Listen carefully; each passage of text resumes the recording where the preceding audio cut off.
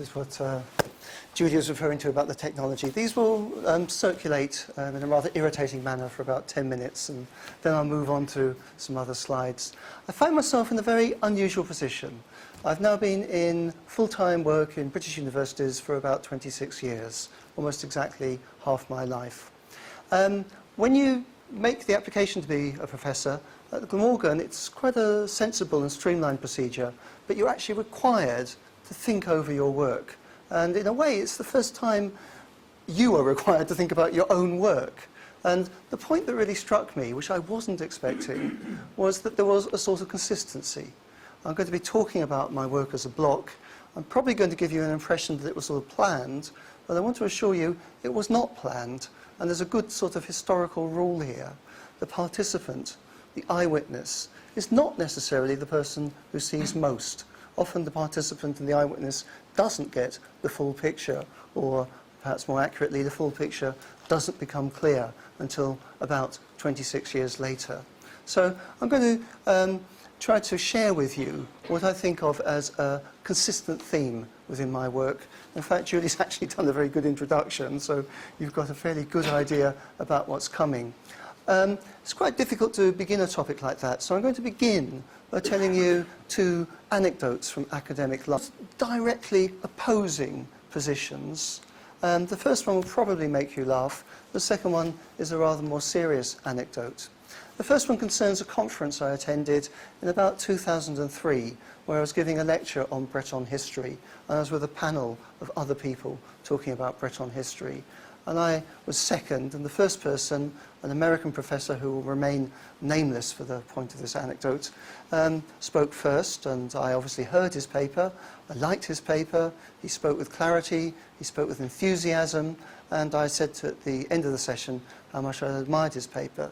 But at the end of it, I was left with a question, if you like, a sort of Proustian itch, and I felt that there was something else that was odd about that paper.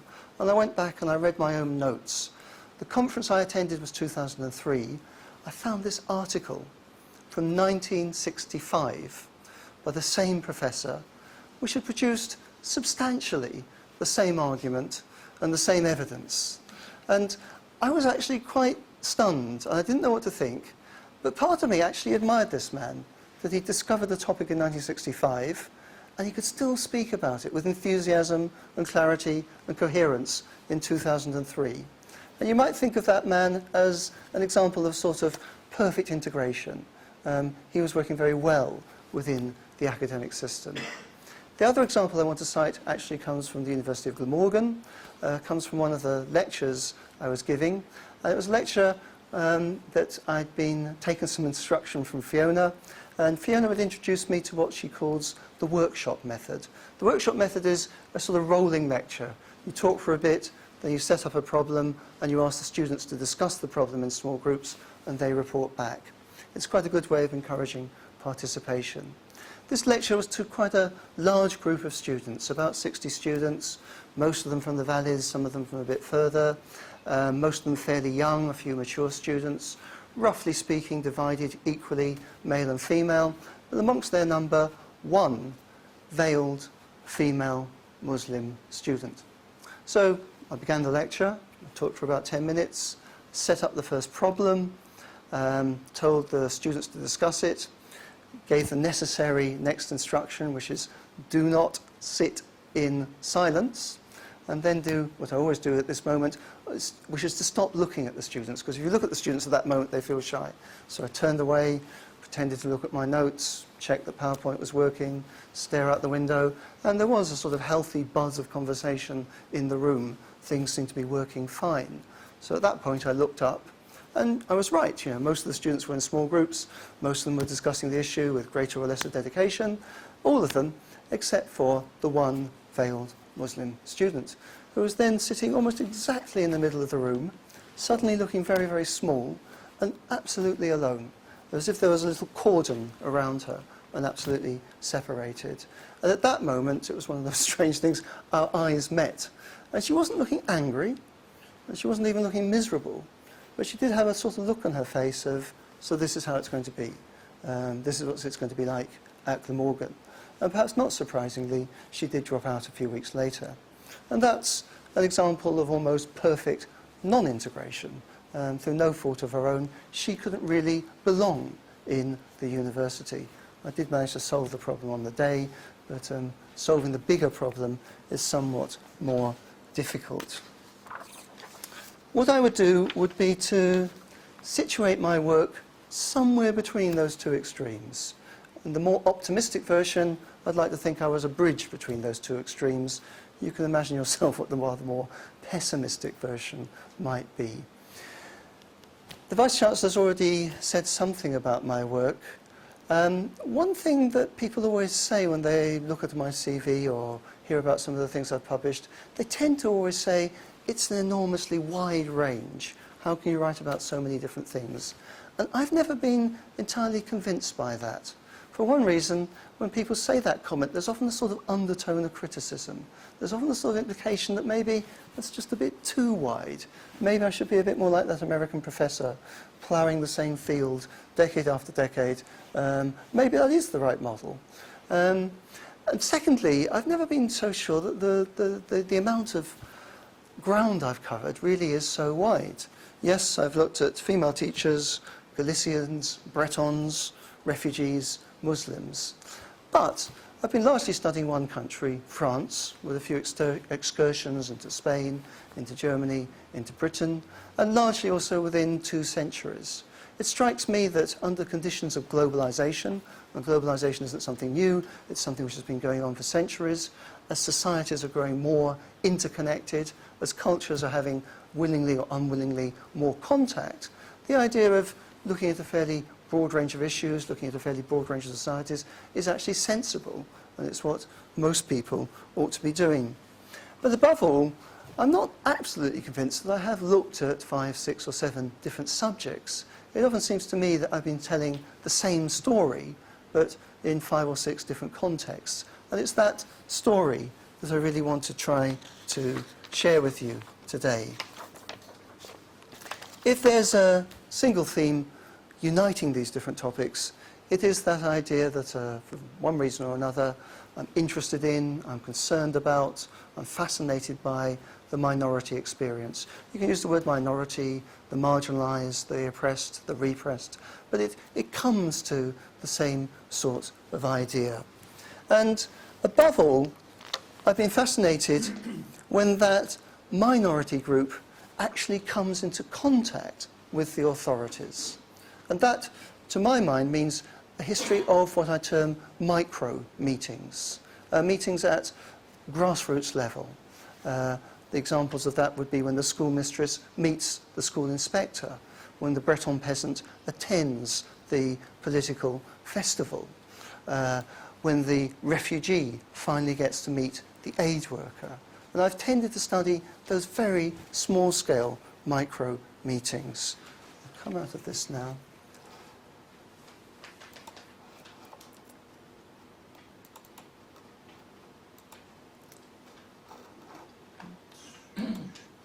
I first met this sort of issue when I was writing my first book. This is not the book of my PhD. It's really the book about the things I never said in my PhD, though there is a certain sort of consistency. Many people looking at that sort of topic have immediately said, what will you use for documentation? This is a repressed group, a minority group, a marginalised group. How will you be able to find anything about them? And raising those sort of questions, we immediately hit a very prominent French-Indian intellectual called Spivak, a woman. Spivak is a difficult person to discuss. I've read a number of interviews with her. This is undoubtedly an extremely good person, and you can't often say that about intellectuals, a caring person, an intelligent person, and a perceptive person. However, I find that often I'm in complete disagreement with her, which does make me feel a bit worried and a bit humble. How can we find out about subaltern voices, minority voices? And to my mind, Spivak is asking exactly the wrong question. Minority peoples have got to speak, and the reason they've got to speak is because no one else speaks for them. If they don't speak, they don't even exist as a group. The question isn't, can they speak? The question is, can they be heard? Can they be understood? Can we uncover their speech? It's a quite different question from what Spivak is suggesting. So I'm not going to say studying this topic was necessarily easy, but uncovering the documentation was actually very, very easy. The French archives were simply stuffed with information. Some of that was second-hand, but there were literally thousands of reports concerning schoolmistresses. There were letters by villagers, priests, mayors about schoolmistresses. There were reports by inspectors, which often included verbatim accounts of meetings with schoolmistresses. There were letters by schoolmistresses themselves. There were a couple of diaries, there were some novels, and alongside that there was this enormous debate in France about the school, about what the school should do, and sometimes also how women could contribute to the school. This is actually a surprisingly important political question. Why did I get involved with schoolmistresses? Arguably, and there are counter-arguments, but arguably they were the first significant group of professional career women in Europe. There are one or two other examples you could cite, but by 1900 there were about 55,000 primary school mistresses in France, and they were a small majority of primary school teachers in France. So in social and political terms, they were a very important group. I was studying them to ask a question about whether the experience of schooling was not simply a betterment of their lives. The idea that being a schoolmistress was better than working in a sweatshop seems pretty obvious, yes. Being a schoolmistress was probably also more intellectually challenging, probably more dignified than being a bourgeois wife. The idea that this was improving their lives is probably true. The much more interesting question, did this liberate them? Did the creation of the primary school mistress as a profession for a mass of women, was this actually liberating? Did it actually amount to a qualitative change between women and the state? And the answer was complex to uncover. On the one hand, there could be this image of the schoolmistress almost as a sort of rebel, a bit like an image of Marianne, the symbol of the French Republic. That here was a schoolmistress serving the Republic and bringing enlightenment to the masses. Marianne featuring there again. On the other hand, the documentation about them seemed to suggest something quite different. The book I wrote in the end was almost like a sort of soap opera that compared the vast claims of the French state to introduce enlightenment, to civilize, to better the population, with the much more mundane, sometimes quite mucky reality of the schoolmistresses' lives, which seemed to go from administrative crisis to personal scandal. And one of the best examples of something that sums that up was written in a novel, actually about secondary school teachers, so it doesn't quite fit perfectly, but by a female novelist writing about a female experience. And I have to emphasize, this woman was sympathetic to the schoolmistresses. She's not a critic. And Ravel writes, I still consider that the female teacher in the form she exists today is a monster. More than that, an unhappy monster. The cruelest aspect of our lives is the opposition between our mental independence and our physical slavery. Instruction has liberated us from all prejudice. In terms of our thinking, our lives are equal to those led by men. In reality, at every moment, we're victims of gossip, mistrust, and insults. To face this is terrifying. So, okay, it's about secondary school teachers, but it could equally apply to primary school teachers. The conclusion I was reaching, therefore, was that these schoolmistresses were in a rather ambivalent position. The French state priority was to try to combat the church. It didn't mind mobilizing women in that campaign, but the idea of liberating women through education was never actually on the agenda. And so the 55,000 schoolmistresses are always left rather on the side.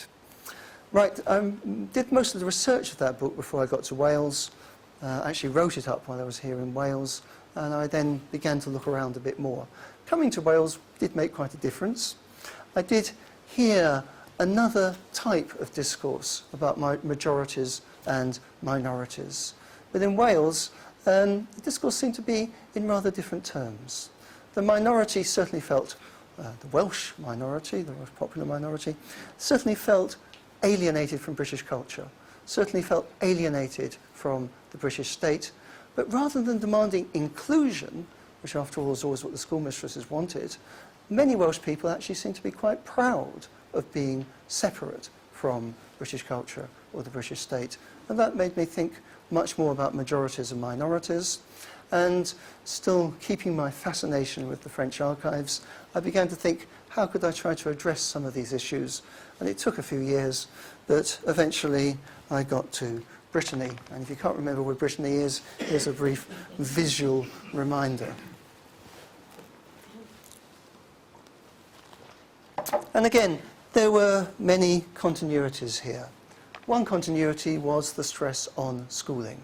The Breton peasant, here represented on the left, was often seen as the archetypal opposite of the schoolmaster, obviously here represented on the right. The construction of schooling within Brittany was vitally important.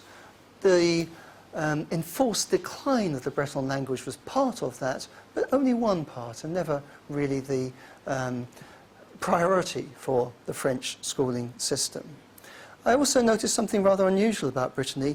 There was this strange trans-historical nature of the debates about identity within Brittany. One thing that struck me very quickly, I wanted to study 19th century Brittany, but I realised I would have to read Julius Caesar, the Gallic War, in order to be able to understand 19th century Brittany. It was as if it had happened yesterday. But that also went the other way as well. 19th century debates were still 1998 in 2000. And I began to realise that in studying Brittany, I was also studying the present. I wasn't just studying the past. And I felt quite consciously it was time for me to bust out of my 19th century comfort zone and start to talk about things that were more relevant, more pertinent to the present. And I had this idea in the back of my head, and suddenly, almost sort of quite apocalyptically, at the end of the millennium, I felt almost sort of called in a way. There was the Erika disaster. You probably do vaguely remember this. It was in the very last days of 1999, a massive oil tanker, big, rusty, stinking, old tanker, collapsed and sunk off the coast of Brittany. The French state reaction was extremely inefficient and was initially sort of saying there will be no problem, no oil will ever reach the beaches of Brittany, and of course it did. And this was absolutely headline news in France, in Brittany, and even for a while in Britain. And I felt, well, I was the only British academic reading about this, and it was really my calling to write about it. So for the first time, I left the 19th century and did manage to write a small and short account of the Erika disaster, above all the reactions to it. But I was still continuing my historical work, and I was facing that question again. How do you write a history of a region? How do you write the history of a minority group creating its own culture? How do you look at the interplay between the minority and the majority culture? And again, I fixed upon something that was very concrete and I hope very real. There were lots and lots of records of small-scale political festivals in Brittany. These were often compulsory. The state more or less said to local authorities, and I do mean really low-key, small-scale village authorities, they had to go out and organise a festival. People always say you can find everything on the internet. There is no visual record of this whatsoever, and the only pictures I've been able to find relate to the rather more prestigious Parisian festivals, much larger scale, much better resourced. In Brittany, things were a bit different. These political festivals took many different forms. Sometimes they were almost a sort of closed meeting of 6 village dignitaries walking to the church and having a special service. Sometimes they could take on a militaristic aspect, particularly during the Bonapartist state, where the army was deliberately used in place of the people, or where the festival would ring with cannon fire and rifle fire in place, really, of the Breton people. Sometimes these festivals could be quite exciting. Small groups of Breton republicans in overwhelmingly monarchist areas holding semi-secret meetings in order to celebrate the Republic. And sometimes, when the Republic was feeling optimistic and confident and well-rooted, the festivals really could take a sort of party atmosphere, and there would be singing and dancing and drinking. However, in all those official festivals, there was very little popular participation. The people often simply weren't there, or if they were there simply in a passive sense as an audience, and never really as participants. And alongside those official festivals, one of the unusual things about Brittany, there were many unofficial festivals. One of those was a much older ceremony, the Pardon. The Pardon is a sort of local pilgrimage. In medieval France, these were popular everywhere. They mostly die out in most areas of France in the 18th and 19th centuries for reasons that no one understands. In 19th century Brittany, they actually grew in size rather than declining, and they became part of the tourist cycle as well. People wanted to visit them to see exotic Brittany. Alongside these, strictly speaking, religious festivals, Catholicism could also be used in a political sense. Catholics would hold festivals to counter the 14th of July.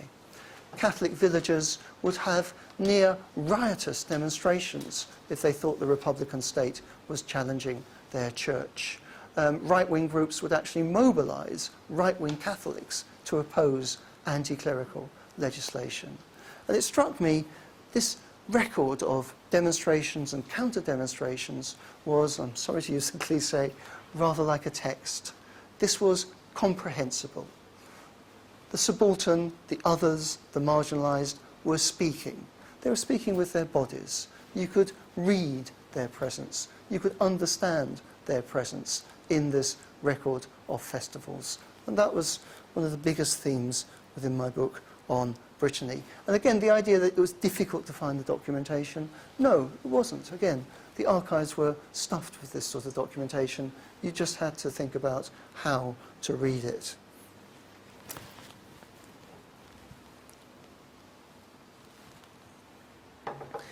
While I was in Brittany, I did hear a little bit about refugees arriving. I got a bit interested in that, but I really have a sort of confessional moment here.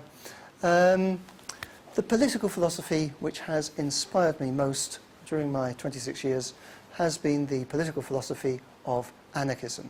When I say anarchism, I do not mean an excuse for bomb throwing.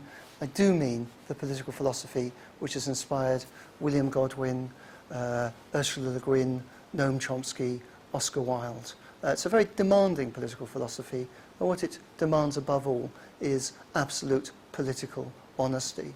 Very few ideologies actually get much credit from the anarchists.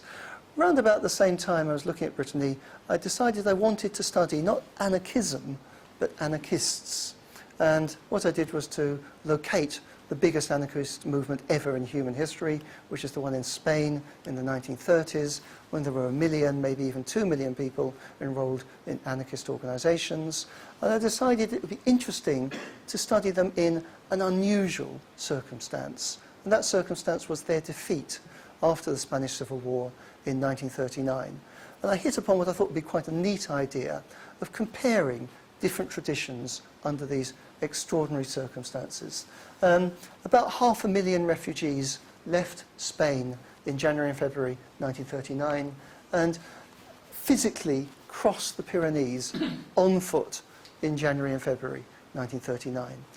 Of those 500,000, the anarchists were definitely the biggest political tendency and may well have been the majority of the refugees. And my cunning plan was to study them comparatively, to think about anarchists, communists, socialists, republicans, Catalanists and Basque nationalists under these extraordinary circumstances. And after looking at this topic for about 35 minutes, I decided that was a daft idea because, in fact, these political traditions had much more in common. They had much more in common as refugees than divided them as representatives of different political tendencies. In part, I was simply moved by the drama of their experience and the way they were received in France, which was actually very, very ineffective. I did try and again narrow that down to a very concrete issue, and I did literally write about that journey, the journey north from Spain over the Pyrenees under this most difficult moment of all. I found that very interesting, very fascinating. At that moment also Fiona Reid joined the university. We began to talk about our research together, and it seemed pretty obvious we could take this a bit further. And one very obvious idea was to say, well, as well as looking at those Spanish refugees in 1939, we could look at French refugees in 1940. When Hitler invaded France, there were probably 12 million, but maybe as many as 15 million refugees on the road trying to flee from Hitler. So we talked about that as an idea, and then we realized there was a sort of big version and a little version. The little version would be to stick to 1939 to 1940, but in a sort of fit of wild enthusiasm, we said together, no, we could do the whole of the Second World War, and we could even take this up to 1948, and we could also look at refugee agencies, and through some stroke of luck, which I still do not understand, we were lucky enough to be able to get Laure Humbert to help us with us on this project. So that project came together. We said that we would study refugees together. Obviously, refugees is another marginalised group. Classifying, defining refugees is incredibly difficult. And it's difficult because so many political and diplomatic institutions have provided their own definition of what constitutes a refugee. And this gets in the way. And quite honestly, what we did in the book was to sidestep this as an issue.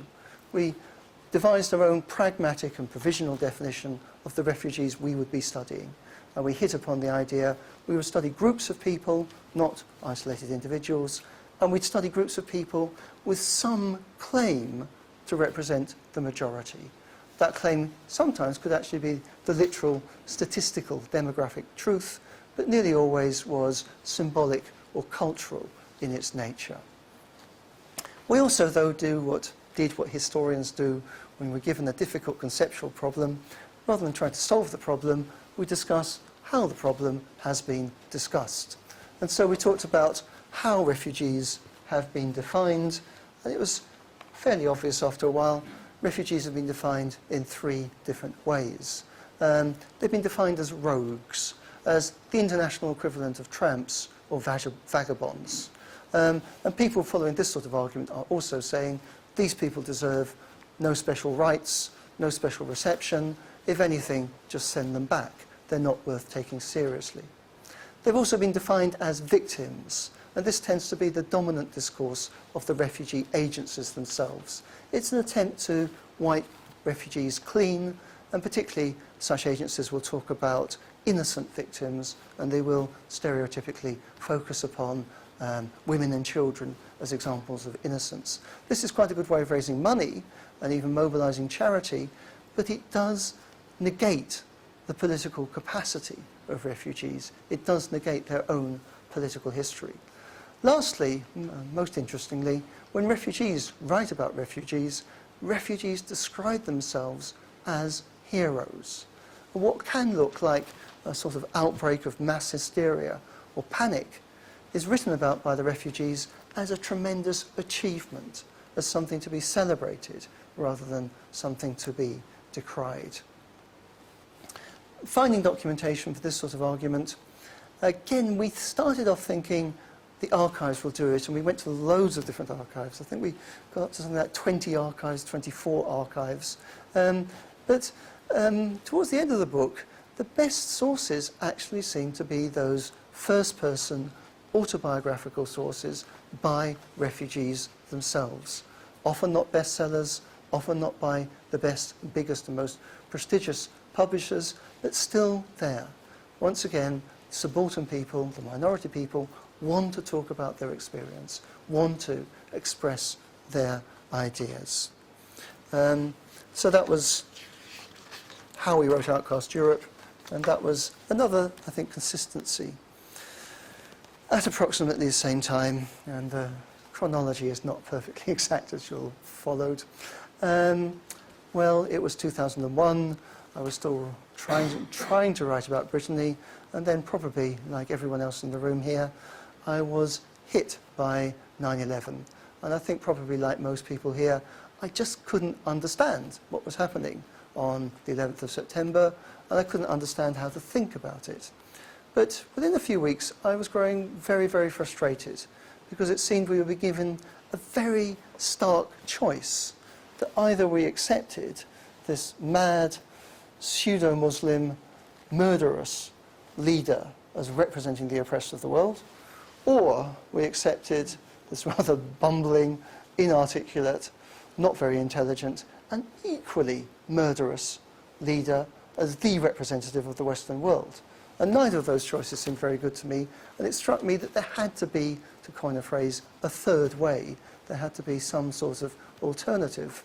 And it was at that moment that I actually had several very long conversations with the person who then occupied the honorary position of the department's Muslim, Dr. Ali Vordak, who I think still occupies that position. But Ali was very, very interesting. And I felt, again, that I had to start to write about this, that there had to be some other way of understanding cultures coming into contact with each other, cultures making sense of each other. And things, I'm sorry to sound rather calculating about it, but things became rather easier for me in 2003 and 2004. In 2003, the French President, Jacques Chirac, visited Tunis and issued a statement which he knew would be picked up by the press in November 2003. And Jacques Chirac said, "You should feel scared by schoolgirls wearing veils." And there's something almost comical, be scared of schoolgirls. He's talking also about 200 or 300 schoolgirls. He's not talking about a vast mass of them. I felt very surprised and, curiously, even sort of personally hurt by what Chirac was saying. And I felt at that moment, again, that I had to try and do something about this. I had to try and intervene about this at some level. The book I eventually wrote was about French Muslims. The point I was making was that French Muslims are capable of political thought. They're not simply religious, and they don't just riot. They can also think politically. And the first point you then have to make, of course, is they're not a single bloc. There is not one single way of thinking. And in my book on French Muslims, I did outline a spectrum of thinking from people who are hyper-assimilationists, who are more idealistic about France than any French patriot, to people who want to negotiate their assimilation, to people who want to reinvent an Islamic identity, to people who are extremely critical about the French Republic.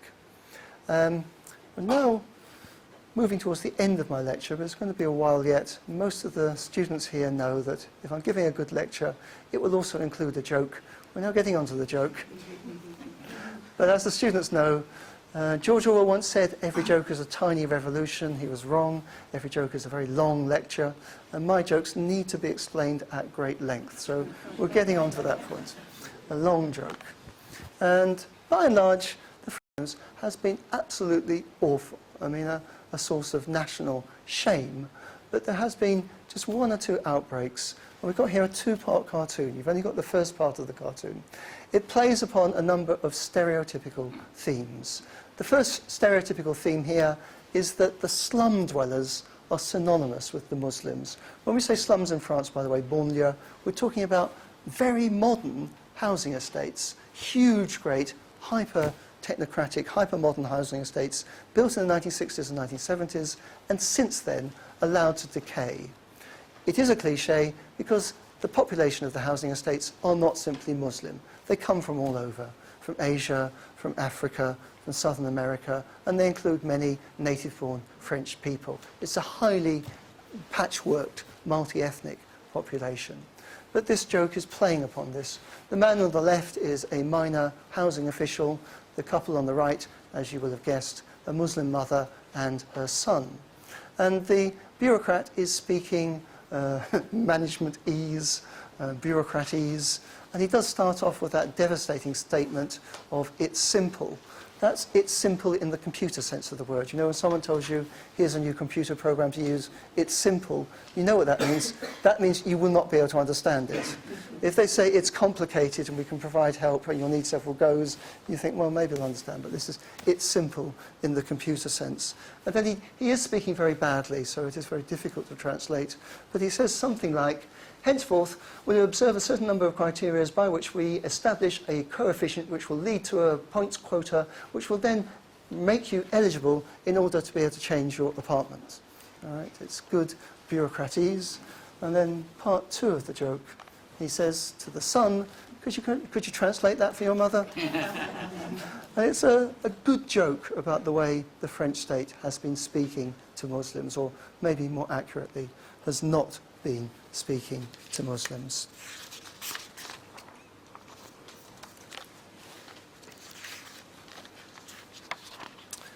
Okay, the sorts of points I've been outlining is the importance of those micro-meetings. It is in these micro-meetings that the marginalised groups actually begin to forge their identities. They don't forge identities through some act of immaculate conception in some unilateral way by themselves. They forge their identities through a dialogue process. That dialogue is usually not fair, not equal, they don't play an equal part in it, but it is at those moments that these permanent identities are formed. It's worth looking at these micro-meetings. It's worth looking at these marginal groups because we can learn more about the structures that govern our society. By looking at the schoolmistresses, we can understand the French schooling system better. By looking at the Breton peasant attending a political festival, we can understand the nature of the French state better. By looking at the refugee meeting the aid worker and trying to come to terms with the record of the Second World War, we can understand the entire record of that military conflict better. And by looking at the hated or despised Muslim, we can understand public opinion today far more clearly, far better. I'm, as you may have gathered, quite pessimistic about the chances of meaningful social progress in the next few years. I think in many senses we're in for a very tough time. But in the longer term, I'm rather more temperate, even slightly optimistic. And one reason I'm optimistic is it strikes me that the problems we're facing with globalisation, with diverse cultures, now in much more intimate contact with each other, these problems cannot be solved by the accepted political solutions. And therefore, new thinking is necessary, and new thinking will even come to be sort of commonsensical. I want to end by invoking a great urban historian, Lewis Mumford, who wrote in 1961, who wrote his masterpiece, The City in History, in 1961. Even in 1961, Mumford was thinking about globalisation. At that moment, people talked about the global village, but it was substantially the same debate. And Mumford was, towards the end of his masterpiece, thinking about what would be the role of the city within that global village. I'm going to change his words slightly and say, let's imagine instead that Mumford was talking about the university rather than the city. And Mumford would have said something rather like this: the university should be a place where meetings and encounters and challenges, as between personalities, supplement and reduce again to human dimensions the vast impersonal network that spreads around this process of cultural circulation and diffusion. The entire planet is becoming a village, and as a result, we're seeing the world within these small institutions as well. Thank you for your attention. I'll end there.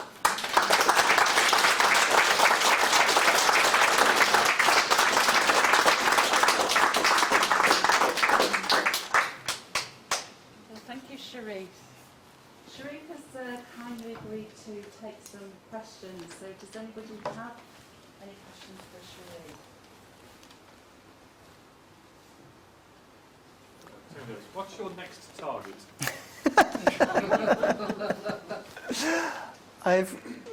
I didn't have time to talk about it today. I have more or less completed the manuscript of a book on women's writing in Muslim societies, which in a way is looking at two minorities together. Partly also, it's been largely unnoticed, but there has been a fantastic commercial expansion in women writing about Muslim societies, and no one has studied it. Most people, or many people, might have heard of the book by Azar Nafisi called Reading Lolita in Tehran. But alongside that, there are a number of other really solid and interesting books. I mean, sometimes interesting in the wrong way, or interesting for the wrong reasons, but very solid books. Also, Not Without My Daughter, which in a way is a dreadful book, but it's very powerful, and it's become very significant. And to my knowledge, I've still got that sort of slight caution to me, no one has analysed it. No one has really tried to put it in a bigger context. If possible, what I would like to do is go back to some of the themes of Outcast Europe and look at that in an imperial or colonial setting, to talk about how French and British colonies also experienced refugees and refugee movements during the Second World War. But that's a big project, and it may prove to be difficult.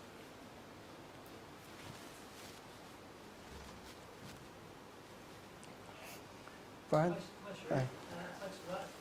Can you expand a little bit on that last section about how you see universities developing in the future? I think I'm going to have to say no. No, it is there more as a question rather than as a programme. I mean, how could universities respond to those challenges of globalisation in a meaningful way? How could they do more, not just to accommodate different cultures, but actually encourage all our students to take, well, I'm going to use that word, a more sympathetic attitude to other cultures. When I say sympathetic, I don't mean necessarily admiring or validating, but to at least start off from the assumption that other cultures have a validity and should be understood more intimately, more closely, something like that. But no, I don't have an answer, I don't have a programme, but it strikes me that that sort of mission is worth doing. Right, you have provoked Norrie to ask a question. Can I ask the question in a different way then? Yes, yeah. What's the most valuable thing that you, Professor Gemie, can give your students to take with them in their life? Oh, Norrie, you tried to ask me to sell myself, but unfortunately, but unfortunately, I've already given the answer to the Vice-Chancellor, so I might as well share it to you. The thing that has honestly given me the most pleasure, well, it's going to sound odd talking about it because it's not a happy subject, but it's been teaching that module on Israel-Palestine, which is a difficult topic. A topic which is about violence, a topic where there isn't a simple solution. But the thing that has given me pleasure has been the thought that I've been teaching this to local students who, some of them have had holidays in Israel, have travelled quite far. Most of them haven't. Most of our students have not travelled very far at all. And the thing that's given me greatest pleasure is that when that was the second year module, a number of students each year would say, right, I like what we've heard about in this module, I like the issues, and now I want to do a dissertation on it. And I think that is, I feel when I hear that I've ticked every box, that is what we ought to be doing. That someone who has lived most of their lives in the Welsh Valleys should still, at the end of the second year, say, I've got the confidence to want to understand more about the rest of the world. I feel that I can make sense of it. I'm not, of course, saying that everyone has to do that or that's the only sort of module available, but I think that's the sort of thing we can do. John? Yeah, well, first of all, thank you very much, Sharif, for inviting me here. And secondly, you touched on sewing experience. Yes. And I feel it's helped me to make sense of my experience as somebody, if you like, a child of a refugee family from Hitler. And of course we've got the Holocaust memorial coming up, and I've been asked to speak on that. You've given me plenty of ideas, probably too many. But one thing you said to me was, which I thought was quite interesting, that a lot of us actually suffer from having a fractured identity. And I think that's something that perhaps you might like to have already concept for us to try and take on board as we interact with what is no longer my host community. It's my community now, but nonetheless at one time it was my host community. Yes. Yeah. Thank you, John.